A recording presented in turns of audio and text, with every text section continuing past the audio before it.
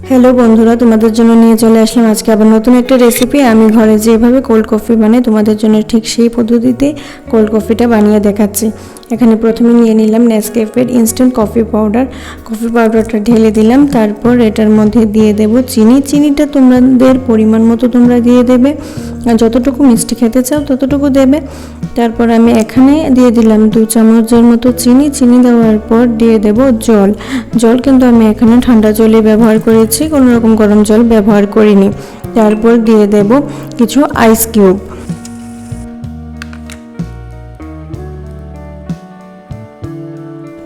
আইস কিউবগুলো দিয়ে দেওয়ার পর আমি জারের মুখটা এভাবে লাগিয়ে নিচ্ছি।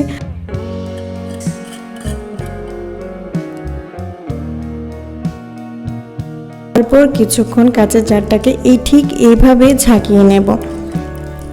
এটা একটু কিছুটা সময় ধরে করতে হবে, 2-1 মিনিট ধরে আমি এটাকে ঝাঁকিয়ে নেব ভালো করে।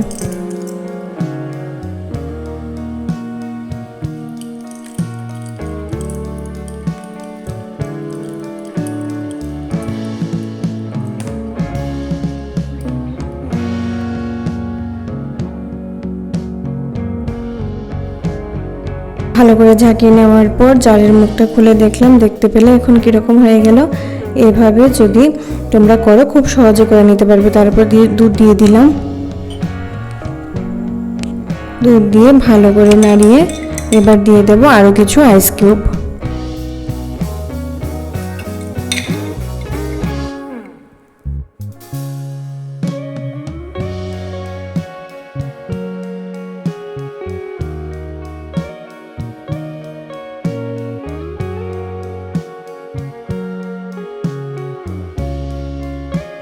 এবার উপর থেকে ছড়িয়ে দিচ্ছি কিছু পরিমাণ কফি পাউডার, যেটা দিলেই আমাদের কোল্ড কফি পুরোটা রেডি হয়ে যাবে।